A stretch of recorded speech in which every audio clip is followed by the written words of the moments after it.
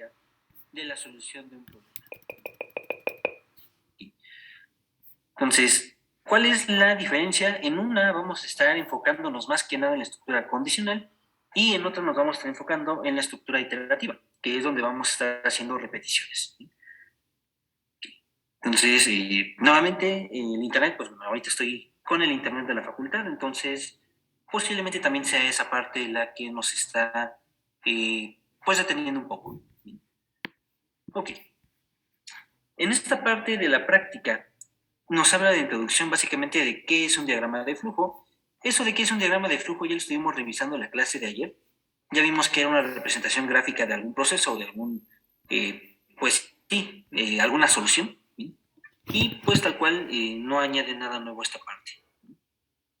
Lo que nos dice es que esta parte de los diagramas de flujo son la forma más utilizada para representar los algoritmos. Después nos habla de las formas o los símbolos que vamos a tener en los diagramas de flujo. Ya estuvimos revisando que tenemos los símbolos de inicio y de final, que nosotros conocemos como terminal, las líneas tal cual, que solamente pueden ser rectas, verticales u horizontales. ¿Bien? Tenemos que deben de estar conectadas a un símbolo. Si alguna línea, si alguna flecha no está conectada al símbolo, pues sí, que hay un error. Y esta parte. El diagrama lo vamos a construir de arriba hacia abajo y de izquierda a derecha. La forma en la que nosotros vamos a identificar y tal cual los elementos del diagrama tiene que ser independiente del lenguaje de programación. Tal cual todavía no vemos nada del lenguaje de programación, entonces hasta ahorita pues no hay problema con eso, no nos estamos confundiendo. Lo que sí nos recomiendan mucho, y de hecho incluso eso también lo vimos ayer, es posible que los datos o lo que nosotros escribamos sea más grande que el símbolo que lo contiene. Entonces una buena idea es colocar ya bien sea comentarios o algunas anotaciones que nos ayuden a identificar los elementos del diagrama y los pasos que estamos expresando. Si yo tengo que mi diagrama ocupa más de una página, es necesario pues utilizar y numerar los símbolos adecuados. ¿Se acuerdan que en la clase de ayer yo les estaba hablando de un conector? Bueno, dos conectores, uno que era dentro de la página y otro que era fuera de la página. Sí. Sí, profe. Okay. Esos son los símbolos a los que se refiere en esta parte. ¿Bien? Básicamente tengo que asegurarme de que siempre el diagrama de flujo tenga continuidad. Y pues bueno, solamente puede llegar una flecha a cada símbolo. Aquí tenemos 4 casos donde tenemos algunos elementos inválidos. Por ejemplo, si llegan 2 flechas a un mismo símbolo, es inválido. Pero si hacemos que una flecha apunte a otra, es un movimiento válido. Lo mismo con el símbolo de decisión. Si llegan 2 flechas a algún elemento, es inválido, pero si utilizo las flechas para comunicarlos, ya es correcto. Y las flechas, cuando estamos hablando del símbolo de decisión, es el único símbolo que puede generar 2 flechas. Eso lo vamos a ver un poquito más abajo. Adicionalmente, aquí nos habla de algo que se conoce como notación de camello. Esa notación de camello, o en inglés camel no me acuerdo qué es, camel lowercase o camel uppercase, básicamente es una forma que tenemos en programación para determinar las variables. La lowercase, camel lowercase, nos dice que tiene que empezar la palabra con letras minúsculas y en caso de que la variable sea una composición de 2 palabras, la segunda palabra tiene que iniciar con una mayúscula. Dicho de otra forma, creo que no pueden ver mi pantalla, déjenme ver.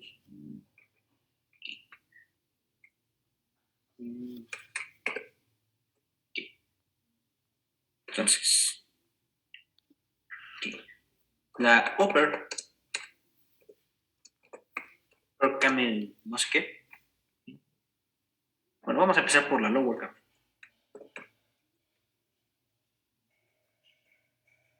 Me dice que una variable yo la puedo definir de esta forma. Una variable. Al cual esta variable es una composición de 2 elementos. La palabra una y la palabra variable. Aquí la forma que tengo para identificar dónde empieza y termina otra es que la segunda tiene una mayúscula.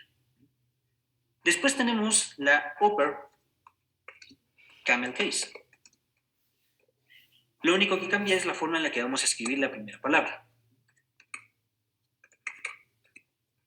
En la upper camel case, de hecho upper viene en mayúsculas, vamos a notar que ambas palabras inician con mayúscula. Son dos formas que tenemos para escribir las variables. La que se utiliza más comúnmente es la primera, lower camel case. La otra no es que no se pueda utilizar ni que no la quieran utilizar, simplemente no es tan común, pero es muy buena.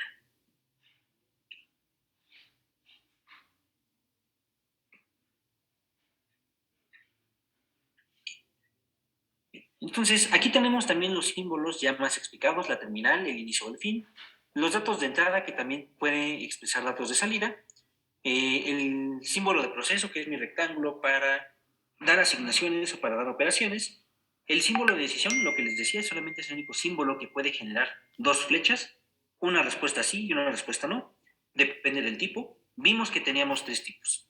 Tipo 1 con una sola respuesta, tipo 2 con estas dos respuestas, y tipo 3 que vamos a ver un poquito más adelante, aquí no está, pero básicamente tiene más respuestas. Tenemos este símbolo que me ayuda, aquí dice escritura, pero lo que me ayuda es a imprimir la información. Tenemos las flechas que me van a ayudar a darle dirección al diagrama de flujo, los conectores dentro y fuera de páginas, y este símbolo de aquí, ¿okay? Este último de esta página, es relativamente nuevo para ustedes. Todavía nosotros no hemos visto, en teoría, cómo mandar a llamar distintas partes del código para hacer operaciones un poquito más avanzadas. Esas partes del código que nosotros separamos lo conocemos como funciones o como módulos. Cuando nosotros estamos implementando un módulo, lo que tenemos que hacer es utilizar este símbolo para decir que se regresa o se manda la información a esa parte. Todavía no lo vemos y aquí nada más lo presentamos, pero todavía no estamos checando nada de eso. ¿Dudas hasta el momento? No, profe. Bien.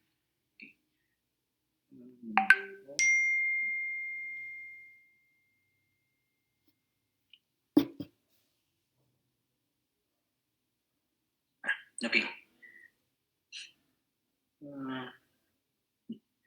Este de aquí, esto que está aquí en la primera posición de la página, es un símbolo de decisión múltiple. No es, digamos, ¿cómo decirlo? No lo vamos a utilizar tanto de esta manera, lo podemos utilizar, pero cuando nosotros hacemos diagramas de flujo en los programas que estemos utilizando, solamente va a aparecer el rombo. Entonces, pues no vamos a poder generar tal cual este diagrama. Cuando lo estamos haciendo a lápiz, pues bueno, sí se va a poder hacer sin ningún problema. Entonces, si tenemos símbolos de decisión que me dan muchas respuestas, podemos seguir utilizando el rombo. Aquí tenemos un ejemplo de cómo va el algoritmo. Inicio, declaración de variables, lectura de datos, procesamiento de datos, impresión de resultados y fin. Aquí, bueno, nada más les repito, esta parte de impresión aquí la están utilizando para mostrar información en pantalla. Lo vamos a encontrar así en varios autores. No está mal, pero no es tan común. Entonces, después de eso ya vienen las estructuras de control de flujo. Antes de pasar a esa parte, yo les quiero recomendar, ¿sí? Para esta práctica, un momento, ahí está. Esta aplicación web, que de seguro a lo mejor algunos de ustedes ya han utilizado, se llama Lucidchart. La ventaja es de que al ser de internet, pues yo la puedo utilizar en cualquier lugar siempre y cuando tenga internet. ¿Sí? Aquí en la parte de la izquierda, que voy a tener el símbolo de nuevo. ¿Sí? Elijo Lucidchart y elijo documento en blanco. ¿Sí? Una vez que ya tengo el documento en blanco o que se está tratando de abrir, pues me va a mostrar pues una pantalla en blanco donde yo voy a poder dibujar. En la parte de la izquierda, bueno, aquí me da algunos consejos que ahorita no les voy a hacer caso, pero en la parte de la izquierda yo tengo las figuras y aquí viene una sección que se llama diagrama de flujo. Esta parte de Lucidchart es completamente gratuita.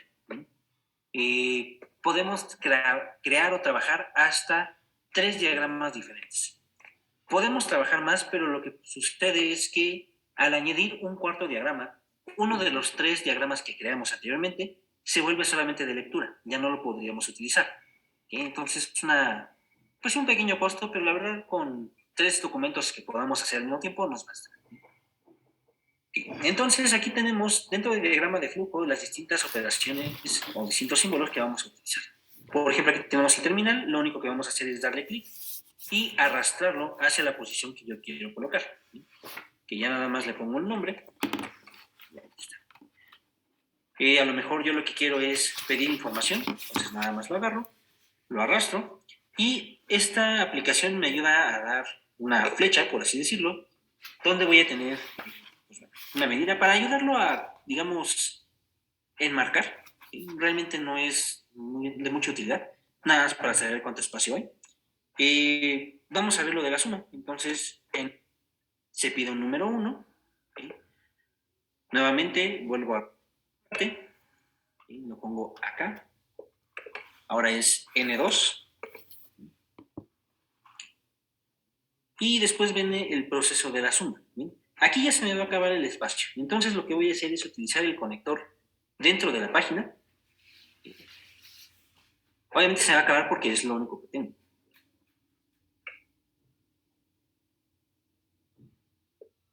¿Okay? Y lo que estoy diciendo es que de esta parte va a llegar acá. Entonces ya tengo esta parte, voy a colocar la suma. Que es igual a N1 más N2. Y nada más al final mostrar la información con este símbolo. Y terminar mi algoritmo.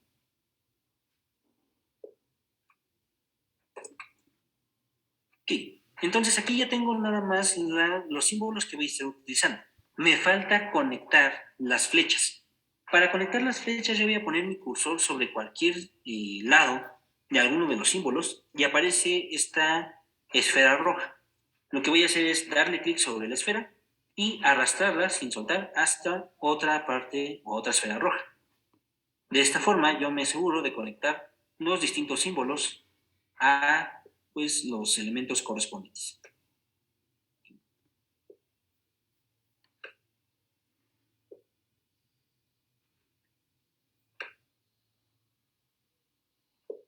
Entonces aquí ya tengo esta parte. Y tal cual, aquí acabo de generar un diagrama de flujo que me va a calcular la suma de 2 números. No hemos visto todavía en esta parte, en este programa, la parte de los símbolos de decisión o condicionales, ni la parte de los diagramas iterativos. ¿Dudas sobre cómo se utiliza este programa? No, profe.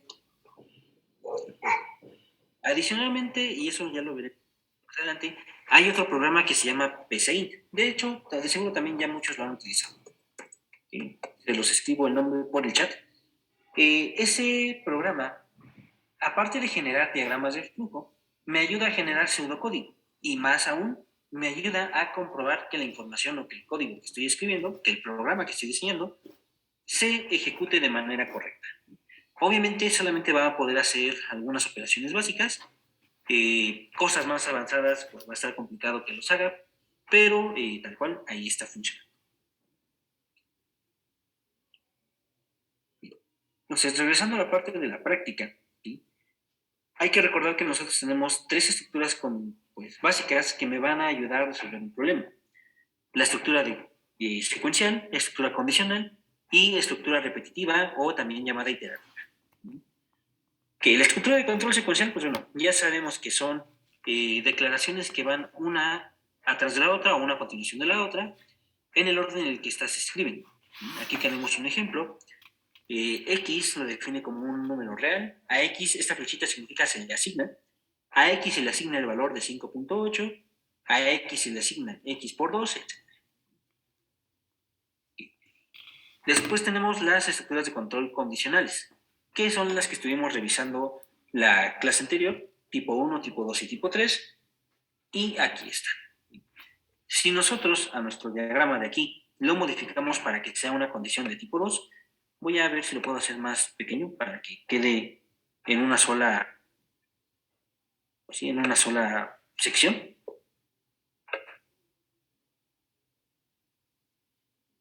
Y déjenme borrar algunas cosas.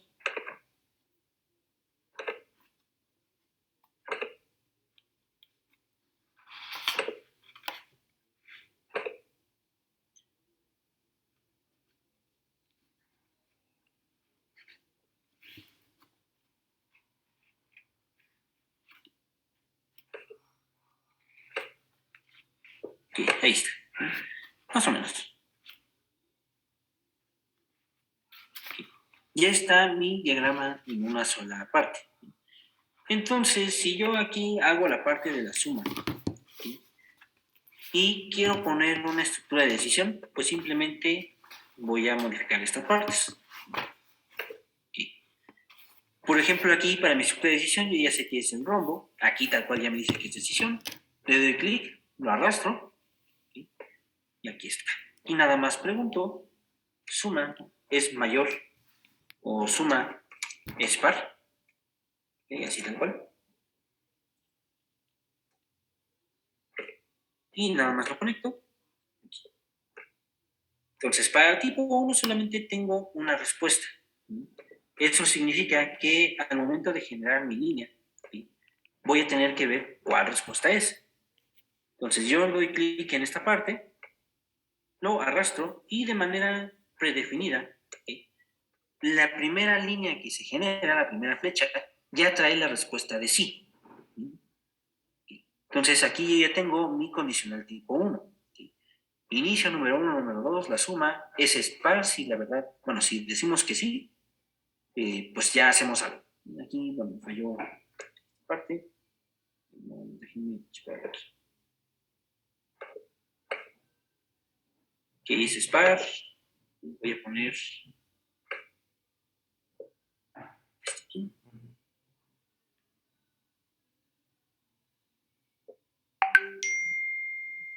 Este es,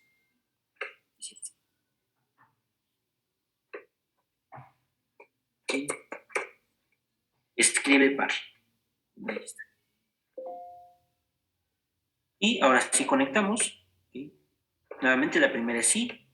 Y aquí está mi algoritmo con estructura condicional tipo 1. ¿Sí? Si yo quisiera añadir más información, ¿sí? Por ejemplo, desplazarlo para acá, aquí.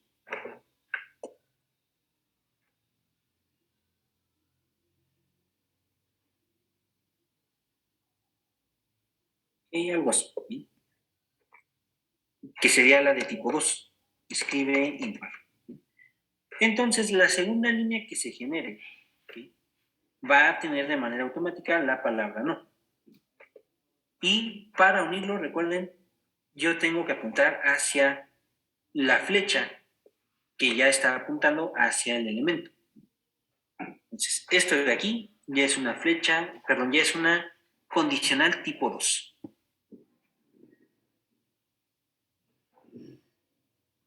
¿Dudas?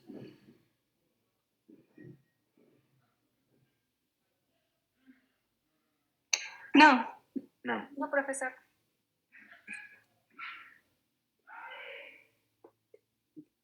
Entonces ya vimos la parte de las condiciones. Aquí hay un ejemplo bastante sencillo. Y lo revisaron. Sigue siendo la prueba de escritorio que estuvimos revisando en la clase de ayer, que ya vimos que funcionaba bien en la parte de las iteraciones. Y aquí está la estructura condicional tipo 2, o también conocida como if-else. Cuando lo veamos en programación va a ser mucho más, pues sí, nos va a quedar mucho más claro. Vamos a la estructura, bueno, esta es la que tiene muchas respuestas. Recuerden, este símbolo no lo podemos generar, pero podemos hacer lo mismo, ¿okay? Con la estructura de decisión. Déjenme ver si aquí hay algo que podamos utilizar. Sería más o menos algo como esto, un símbolo de preparación.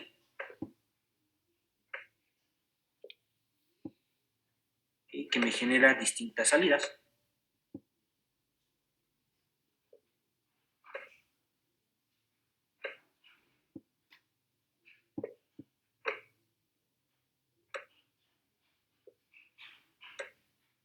Pero aún así, desde aquí, de este símbolo de decisión, yo puedo generar nuevas salidas. Ya nada más tendría que cambiar esta parte de opción a, no sé, otra respuesta 3, etc. Ahí está. Entonces, cualquiera de los dos, el símbolo de preparación o el símbolo de decisión, nos va a ayudar para esta parte. Aquí tenemos un ejemplo donde básicamente nos muestra cómo se utiliza esta selección. Más adelante vamos a ver que esta seleccionar caso es una variación de una operación mucho más, lo voy a llamar así, mucho más poderosa, o mucho más, pues es que sí, poderosa es la palabra, que nos ayuda para muchas más cosas. Se llama case o casos. Y básicamente nos ayuda a seleccionar distintos tipos de información, distintas opciones que se tienen que realizar en base a un criterio. Seguimos con las estructuras de control repetitivas. ¿Sí? Cuando nosotros lo estuvimos hablando en la clase de ayer, vimos que podían hacer pues una operación de manera repetitiva hasta que se cumpliera una condición. El día de ayer estuvimos revisando pues de manera más, pues no particular, pero sí un poquito más enfocados a ello, la estructura mientras o while y la estructura hacer mientras o do while. ¿Sí? Que entonces básicamente lo que hace es utilizar el símbolo de condición. Si la cumple, va a hacer lo que esté dentro del ciclo. ¿Sí? Y ya tal cual lo hace y regresa. Vuelve a preguntar por la condición, ya sale y hace otra parte. Entonces aquí tal cual tenemos un diagrama de flujo que me ayuda a comparar valores iniciales. Y pues bueno, básicamente los ejemplos pues son los mismos que hemos estado revisando, para unos cuantos variaciones, pero es lo mismo. Si nosotros aquí vamos y realizamos el diagrama de lo que estábamos viendo en la clase de ayer para contar, entonces sería algo así. Y tenemos nuestro inicio, que estábamos con esto. Vamos a decirle x igual a un número entero.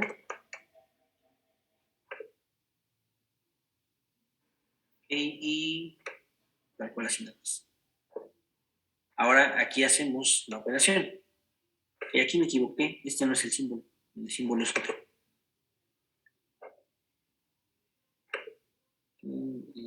Cambiar de forma, aquí tenemos la opción. Lo seleccionamos el símbolo que debe de ser, ahí está.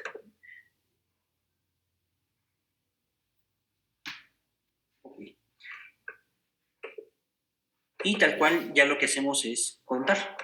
¿Sí?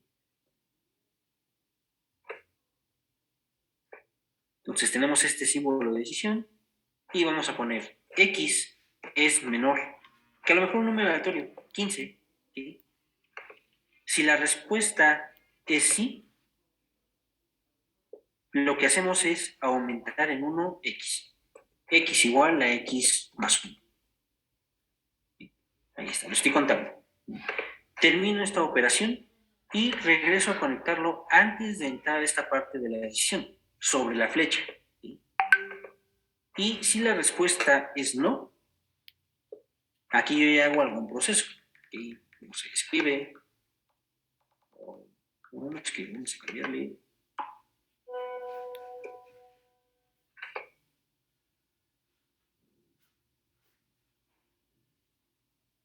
Este.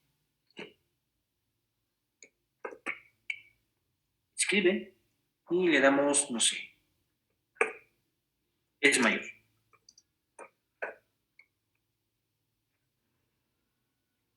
Y ya nada más terminamos el ciclo. ¿Sí? Le damos aquí con el símbolo de flujo. ¿Sí? Entonces ahí está nuestro diagrama de flujo. ¿Sí? De esta parte.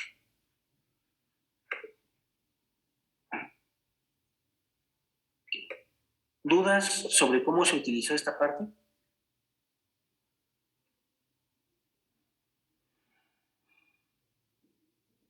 No, profe. Bien. Entonces vamos a escribir qué es lo que vamos a hacer. Entonces vamos a hacer nada más unos cuantos ejercicios, 2 o 3. El primero es escribir un programa.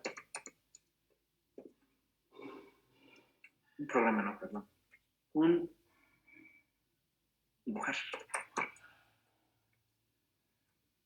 Un diagrama. Obviamente van a tener que anexar el algoritmo narrado.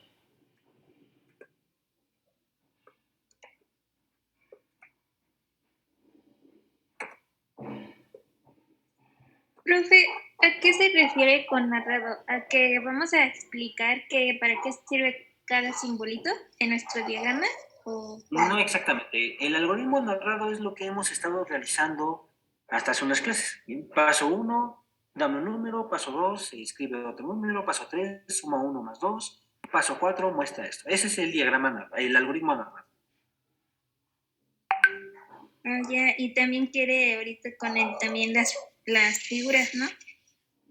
El diagrama, así es. Okay.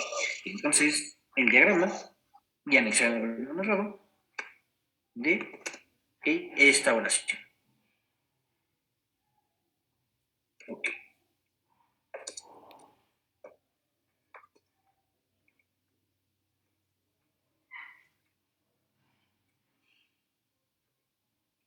Aquí está.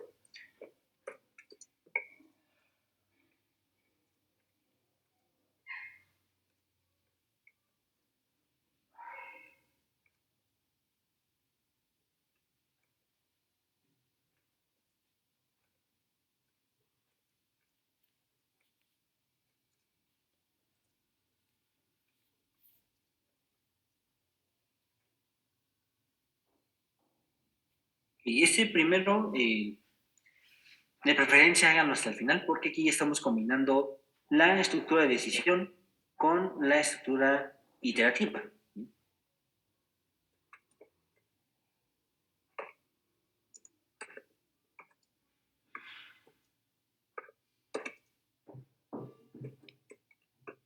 Ok. Lean primero esta oración. ¿Les causa algún conflicto?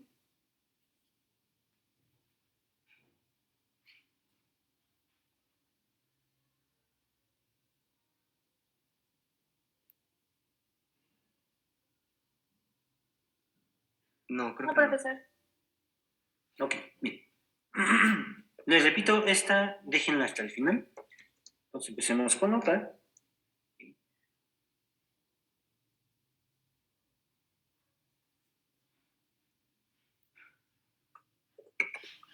Dibujar.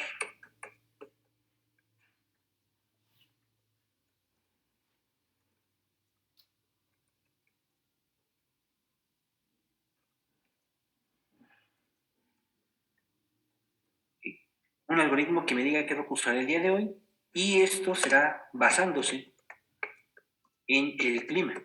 ¿Sí? Que antes de hacerlo, realmente son ejercicios muy sencillos, no vamos a estar haciendo mucho. ¿Podrían más o menos platicarme cómo podría pensar en este algoritmo, en este diagrama?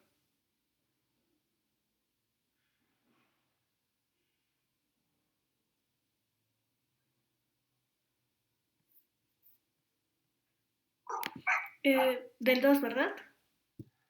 Del 2, sí. Por ejemplo, si, bueno, poner la variable de, bueno, sí, de clima tal vez, de si hay 21 grados, 21 es poco, es calor, bueno, supongamos que 21 grados hace calor, entonces escribir, usar short y playera, algo así. ¿Ok? Si la temperatura es mayor que algo, haz otro. En otro caso, haz otra cosa. Muy bien, Fabiola. Yo pondría así como mi compañera dependiendo del clima y en vez de poner así combinaciones diría usar ropa caliente o usar ropa fría. Bueno, algo así que digan, no como combinaciones de usar vestido o así, sino ropa calientita, ropa fría y ya, sí, ¿no? Y si hay, si dice que en la tarde tenemos calor y en la noche frío, pondría algo así como una ropa intermedia. Perfecto, bien, esa es otra forma de verlo. Estamos todos de acuerdo que para el segundo ejercicio solamente utilizamos la estructura condicional. ¿Sí? ¿O alguien lo duda todavía? ¿Dijo solamente o no solamente? Sí, solamente. Ah, ok, gracias. Entonces, veamos otro ejercicio. Número 3. ¿Sí? En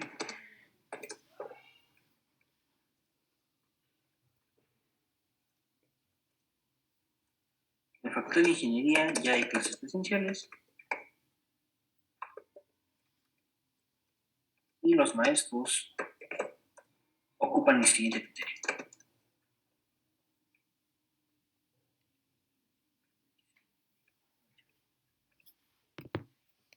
Siguiente criterio.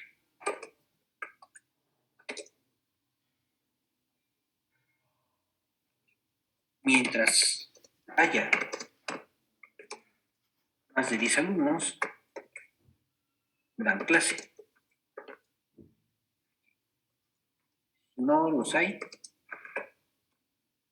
¿sí? Pues simplemente se van de la facultad. ¿Sí? Nuevamente, leamos esta parte. ¿Sí?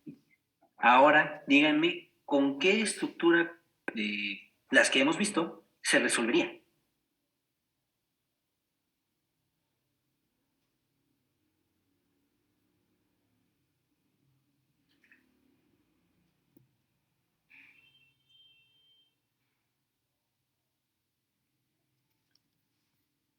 ¿Se refiere al sí entonces?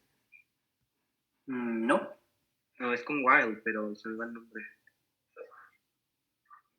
con well, exactamente, también como dice Fabiola, con el de mientras. Aquí, tal cual, Escucha. estamos haciendo pues un spoiler muy grande. ¿Sí? Mientras yo tenga esto, o mientras haga el otro, o mientras sea la cantidad menor, es más que nada, o es más que probable, utilizar el ciclo mientras. Ok, esos son los ejercicios que yo les propongo y adicional les voy a poner uno. Bueno, no les voy a poner yo, ¿okay? Que mediante, bueno, sí, por equipo más. Por equipo, cada integrante deberá proponer un problema que se resuelva usando una estructura de decisión y por lo menos dos, o por lo menos uno, ¿sí? Y, no, después de decisión, eh, y otros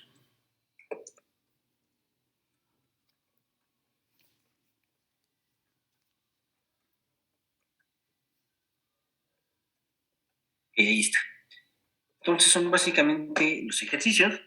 El último, ustedes van a tener que platicar cuáles serían los mejores problemas que podrían generar. ¿Sí? Son, creo que en promedio, 5 personas por equipo, ahorita no me acuerdo bien. Pues sí podría cada uno dar un problema o pues simplemente elegir 2 o 3 problemas más sencillos. Pero sí tienen que estar en los diagramas la parte de la estructura de decisión y la parte de la estructura condicional. ¿Dudas?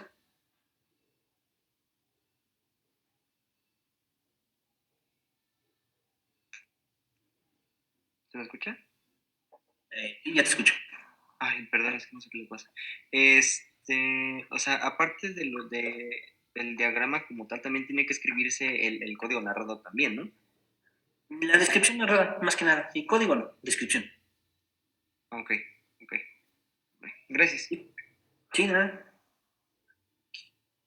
Entonces, condicional. Entonces, esto se los pongo en el Classroom.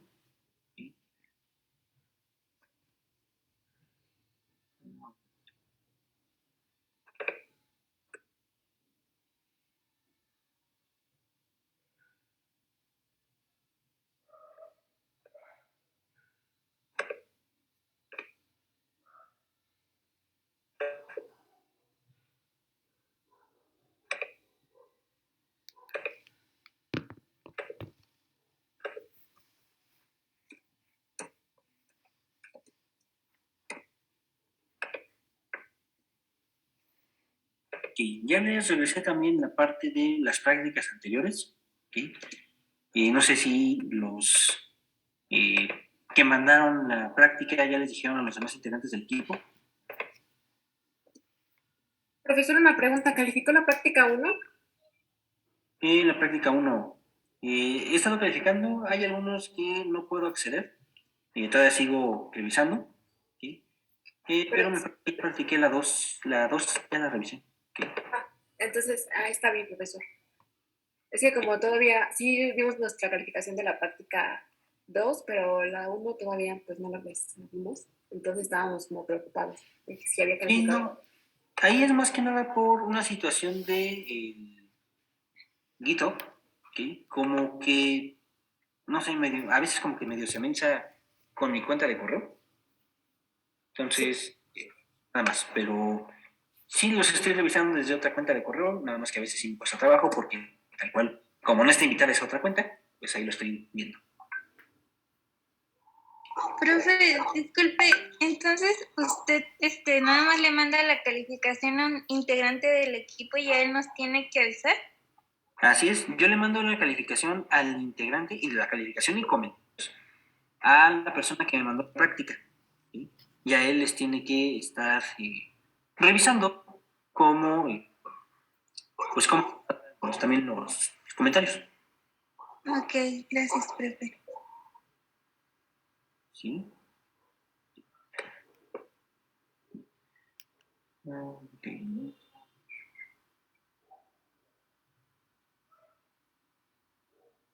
Ok, me llegó un mensaje, pero no es de otra cosa.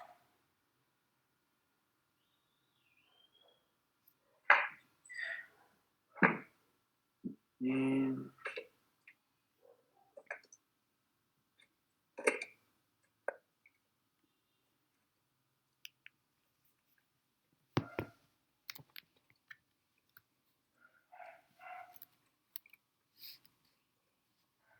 entonces tengo un mensaje y tal vez sigo.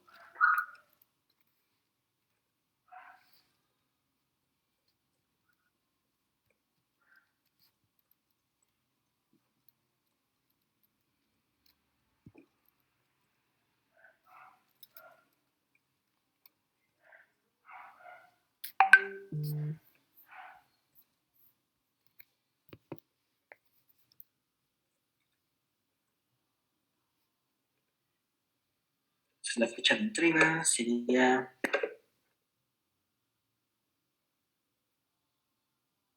para el 11.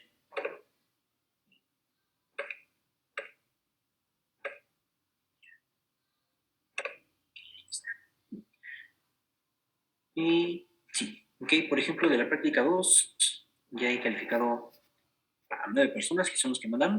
También, una cosa, luego de repente se me llena toda esta parte de, pues bueno, que entregan todos marcado, o que me marcan a todos como entregado. ¿Sí?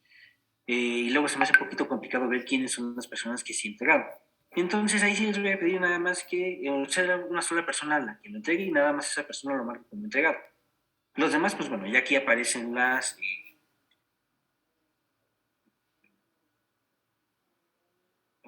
ya ahí en la parte aparecen pues los integrantes, yo ahí los voy sacando. Más que nada para evitar pues tener esta parte. Creo que también tengo un trastorno obsesivo compulsivo, entonces los veo aquí, pues, es un poquito difícil, pero bueno, ahí está. Y ya nada más el día de mañana y el domingo reviso la práctica 3 y pues ya les estaré mandando algunos comentarios. ¿Qué? ¿Dudas, comentarios sobre esto?